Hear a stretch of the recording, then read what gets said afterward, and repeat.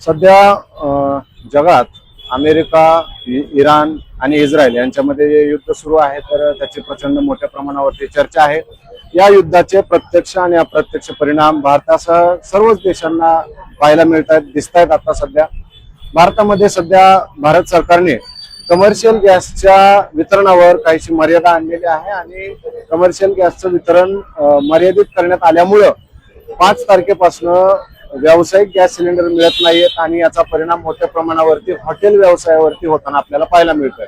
पुण्यामध्ये बातम्यांमधून आपण पाहतच असाल की अनेक हॉटेल व्यावसायिकांनी आपल्या मेनू मधले पदार्थ कमी केलेले आहेत। काहींना ज्यांना गॅस मिळत नाही त्यांना गॅस बंद करण्याची, हॉटेल बंद करण्याची वेळ आलेली आहे। या सगळ्यामध्ये पुण्यामध्ये अभ्यास करण्यासाठी विद्यार्थी येत असतात, शिकण्यासाठी विद्यार्थी येत असतात, यासोबतच स्पर्धा परीक्षांचा देखील अभ्यास करण्यासाठी विद्यार्थी येत असतात, नोकरदार आहेत, हे सगळे बाहेर हॉटेलमध्ये खातात, मेसमध्ये खातात आणि या सगळ्यांना आता कुठेतरी अडचणींचा सामना करावा लागतोय की काय अशी परिस्थिती झाली आहे। मात्र या कठीण परिस्थितीमध्ये आपण पाहू शकता की सद्गुरू शंकर महाराज सेवा मंडळ यांच्या वतीने एक उपक्रम राबवण्यात येत आहे। दररोज 20 रुपयामध्ये जेवण दिलं जाते। इतर भागामध्ये गॅसची टंचाई निर्माण झाल्यामुळे काही ठिकाणी मेस बंद होत आहेत, मात्र या ठिकाणी हे सगळं व्यवस्था मॅनेजमेंट पुढच्या काही काळामध्ये कसं चालणार हे आपण जाणून घेणार आहोत। माझ्यासोबत ही संकल्पना ज्यांची आहे ते नगरसेवक आबा शिवणकर आहेत, त्यांच्याशी आपण संवाद साधू। आबा, स्वागत आहे तुमचं। मी जसं सुरुवातीला सांगितलं की सगळीकडे सध्या अडचणीचं ढग दाटून आलेले आहेत, गॅस मिळत नाहीये, अनेक ठिकाणच्या मेस बंद होत आहेत, हॉटेलमधले पदार्थ कमी झालेत। मग या सगळ्या कठीण काळात तुम्ही हे सगळं मॅनेजमेंट कसं करणार?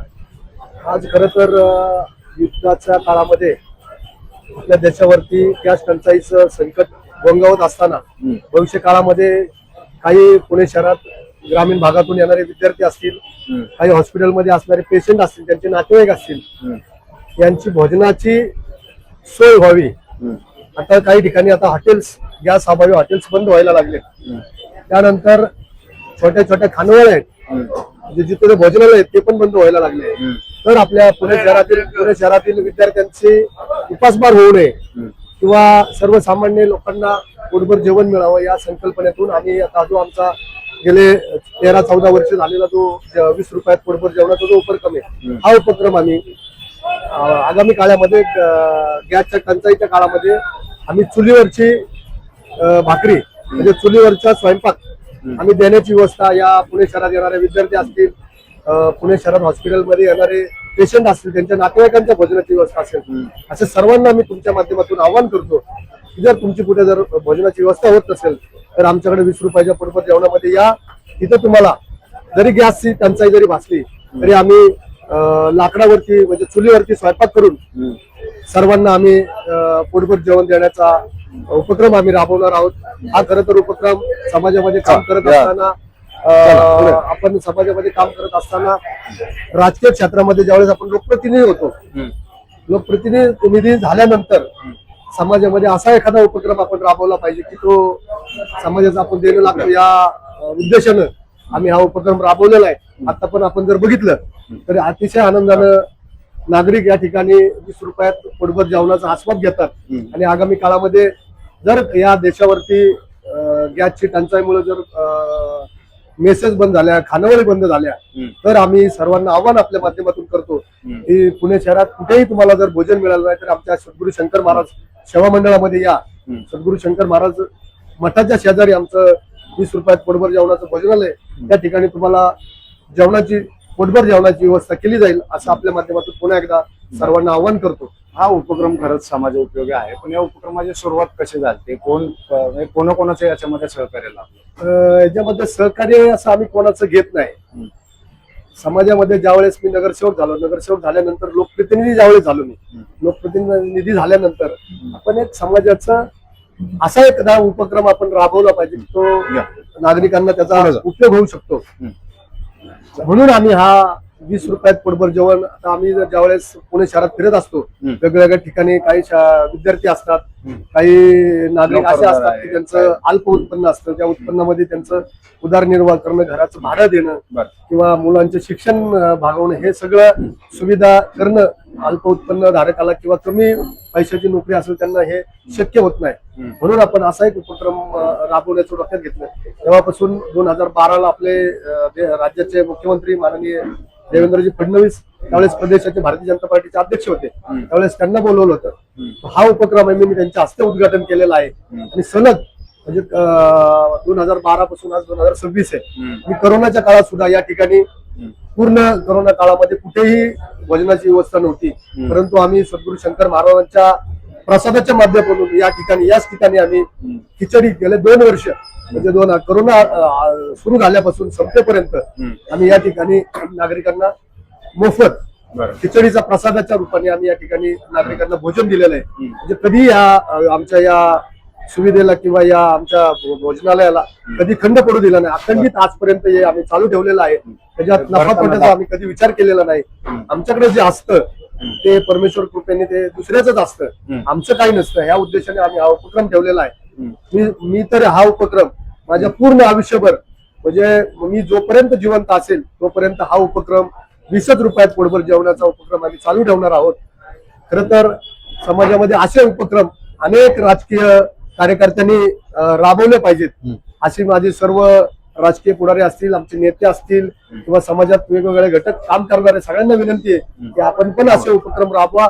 खूप या उपक्रमाचा फायदा सर्वसामान्य नागरिकांना होतो आणि त्याचा आशीर्वाद बी पोटभर जेवणाने किंवा तृप्त झाल्या जेवण केल्यानंतर नागरिक तृप्त होतात आणि ते आपल्याला आशीर्वाद देतात. त्या आशीर्वादानं आपलं चांगलं जीवन जगता येतं आणि सद्गुरू शंकर महाराजांच्या कृपेनं आमचंही या उपक्रमाला त्यांचा आशीर्वाद असल्यामुळे हा उपक्रम अखंडित चालू आहे.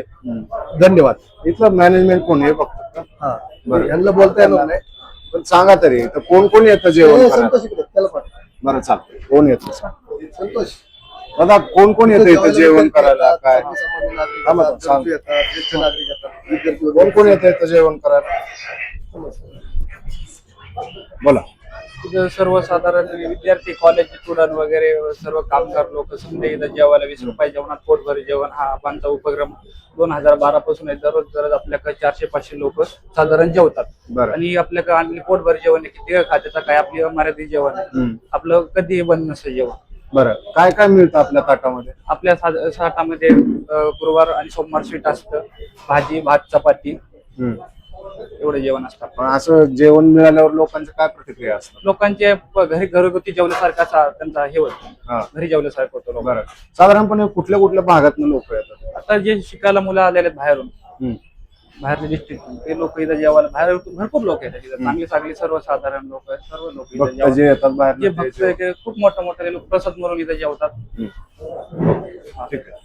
आबा, आता ह्याच्या बरोबरच आपल्या तिकडं महाराजांच्या इथं प्रसाद वाटप केला जातो. मग आता इथलं तर तुम्ही चुलीवरती व्यवस्था कराल, पण प्रसादाचं काय? प्रसादाचं पण आता त्या ठिकाणी आमच्याकडं MNGL ची गॅस लाईन आहे. सद्गुरू शंकर महाराज मठामध्ये MNGL ची गॅस लाईन आहे. सध्या तरी सिलेंडरवर केले जात नाही स्वयंपाक. MNGL च्या गॅस लाईन मधून जो गॅस येतो त्याच्यावरती शंकर महाराज मठातला खिचडीचा प्रसाद बनवला जातो. सध्या तरी काय अडचण नाहीये, परंतु भविष्य काळात जर मठात सुद्धा प्रसादाला अडचण आली तरी त्याही ठिकाणी आम्ही पूर्वीच्या काळात जसं लाकडावरती सरपणाने ते चुलीवरचं स्वयंपाक करायचं त्या पद्धतीची खिचडी, भविष्य काळामध्ये जर गॅसची सुद्धा टंचाई भासली, CNGचा गॅस किंवा तो MNGLचा गॅसचा जरी, महाराष्ट्र नॅचरल गॅस जरी तुटवडा पडला तरी पण आम्ही प्रसादाची खिचडी चुलीवरती, जसं ग्रामीण भागात चुलीवरती स्वयंपाक करतात तशा पद्धतीची खिचडी सुद्धा चुलीवरची करून आम्ही ते प्रसादा रूपाने देणार आहोत. बरं, आपण काही जे प्रसाद ग्रहण करतात किंवा जेवण करतात त्यांच्याशी बोलूयात. काका, कुठनं आल्यात तुम्ही? बरं, इथं 20 रुपयात जेवण मिळतंय, कसं वाटतंय? हा, रोज येता का कसं करता? कधीतरी येतो. बरं, पण आल्यावर आवर्जून जेवण करता? जेवणाची चव कशी आहे? स्वच्छता सगळं? तुम्ही कुठं आलाय दादा? मैं इधर ही काम करता है, आज मालूम चला 20 रुपए में खाना मिलता है। हाँ। गणेश जी का मंदिर हाँ। मस्त भैया, खाना होना अच्छा खाना खा के कैसे लगा? मस्त लगा भैया, पूरा खाया ही नहीं ऐसा लाइफ में जगह पहले बार एक बताया मंदिर है गणेश अच्छा। का। आप क्या काम करते हो? बिल्डिंग लाइन में करता है भैया। अच्छा, मस्त है भैया, खाना होना सब अच्छा आहे. और 20 रुपये में आहे. 20 रुपये में। हाँ अच्छा. ऐसा जगह आणखी काही लोकांशी आपण बोलूयात. काका तुम्ही कुठून आलात काय? तुम्ही कुठून आलात? साई शेती चौकातून आलो. बरं. मला आज सुट्टी असल्यामुळे मला काम पण होतं. हा. म्हणलं थोडं जाता जाता इथं प्रसाद जेवण करून जावं, मग पुढे जावं म्हणून. बरं, आता अनेक ठिकाणी मेस बंद पडायला हो, लागलेले आहे. मी स्वतःकडे गेलो ते म्हणजे गॅस नाहीये हा. आणि मग आज काही जेवण मिळणार नाही. म्हणलं ठीक आहे, काय हरकत नाही.